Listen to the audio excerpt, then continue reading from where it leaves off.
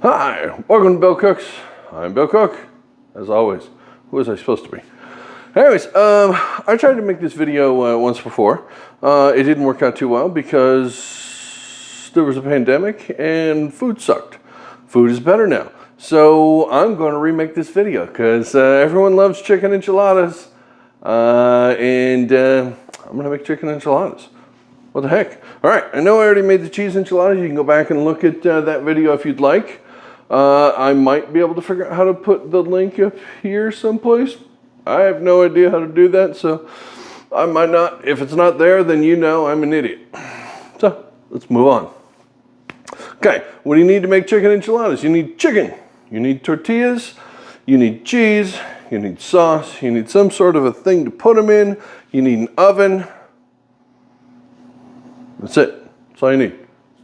I have all those things. So we're making chicken enchiladas. Okay, the chicken. I already made this chicken. What I like to do, because time is a little short, everybody has a problem with not enough time. So I'll get chicken breast and I'll divide it up into like 4 different chicken breasts. I'll divide it up for like 4 different meals because it's really just me and my wife eating, so we don't need a lot. 1 breast split between us is usually a pretty good amount, even for a fat guy like me. So I eat most of the food and she eats like a bird. So they're literally birds. So I'm doing it again. I'm trying not to go off on my weird little so chicken. I grilled this. I put a little bit of chili powder on it with a little bit of paprika, some garlic powder, and some cumin. Throw it on the barbecue, grill it up, throw it in the fridge. Then when you're ready to eat it, pull it out and shred it. If it's a little dry, you can either put like those McCormick taco seasoning mix packets. You can make one of those up, coat it in the whole thing if you want to, but that really doesn't fit for the flavor here. So you can put a little bit of hot sauce or taco sauce or something, just dribble it in there, something like that, maybe, there you go. So I'm making a green sauce, so I have green chili enchilada sauce. So that's fantastic. It comes in a can. We'll put the picture here. Hey, I think I figured out how to do that one. This is my favorite. It is fantastic. It is widely available. If not, you can always go on the internet and go to Hatch Chili something or other. I'll put a link about here someplace and it'll be in the description. You can go there and order it directly from them. They'll ship it to your house because that's the world we live in now. We can get enchilada sauce delivered to our house. Sure, why not? Okay, cheese, Monterey Jack, cheddar, copious amounts of each. They're enchiladas. Tortillas, corn. These have already been through the oil and been fried lightly. You do not want them crispy. You still want them pliable because you have to roll them. If you try and do this with a tortilla that just came out of the fridge or hasn't been cooked at all, the second you try and roll it, it's going to go and explode. That won't work. This is extremely pliable, not exploding. If you don't do this step here, you might be able to get away with brushing it with a little bit of oil, stick it in the microwave for like 15, 20 seconds or until they're warm and pliable. If you don't want to cook the stuff on the oil on the stove, I get it. It's kind of a pain. You can try the microwave method. I've never tried it because I'm not afraid of the stove. If you're afraid of the stove, this is going to be hard, because maybe cooking isn't your thing. Maybe it should be, though, because there's no reason to be afraid of the stove. There really isn't. Few little reasons to be afraid of the stove. But get over it. Okay, so the first step that you got to do is you got to roll and make your enchiladas. What we're going to do is take a plate like this. And we put down some sauce here. This, you'll see in a second. Now here's the thing that's going in. Now these are au gratin pans, little serving dishes here. You can buy these on the Amazons. You get a 4-pack of them for like 35 bucks or something like that. These are like really, really old ones, so they weigh about 5 pounds each. They're amazing and they're wonderful and I love them, and they were my mom's and she's no longer with us. So every time I make this, It's for you, Mom.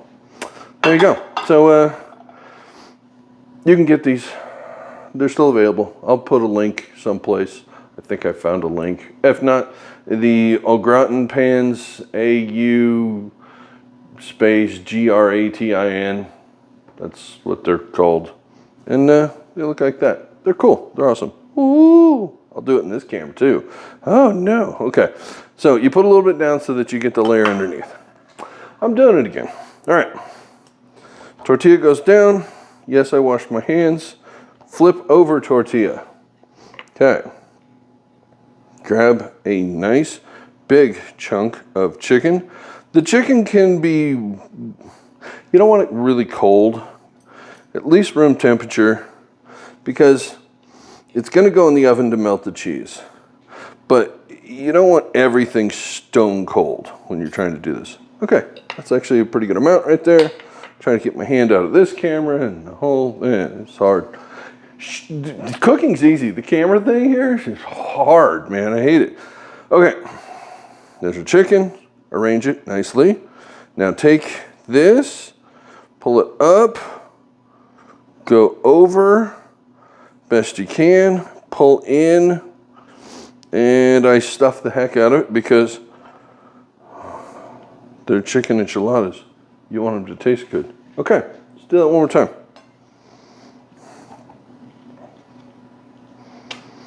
There you go. And I'll probably have to add a little bit more here. I don't know why I'm still pretending to use forks. My fingers are all covered in goo now. So this chicken has some pretty good grilling on it. That makes it really, really yummy. I have done this where it's been a green chili sauce inside and outside, and it's a homogeneous flavor that it's not exciting. It is not exciting. Do something different inside than you do outside. It's my only suggestion. Okay, once more, for the camera here, bring it over, bring our stuff in, tuck, and roll. Boom. Pick it up, we got a bit, came out, and there you go. Move on to the next till you run out of stuff, and then we put them in the oven. So I'll finish this up and meet you back at the oven. All right, hopefully my head's in the shot this time. I don't know, maybe it isn't. Maybe I'll just crouch down just in case.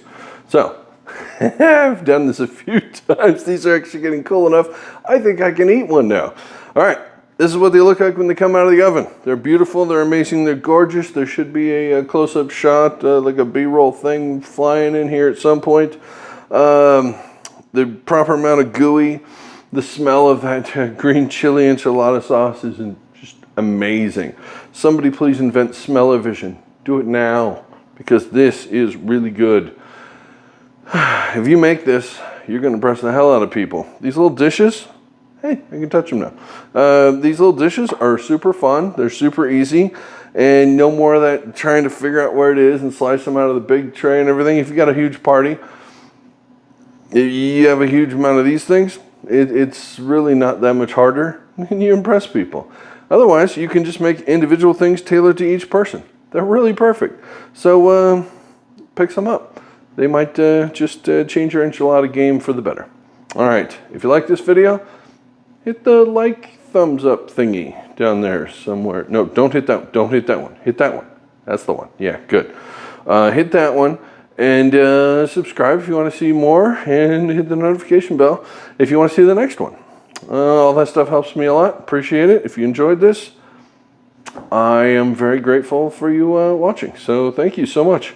And I'll keep cooking. You keep watching, and we'll meet back here. All right. Thanks. Bye.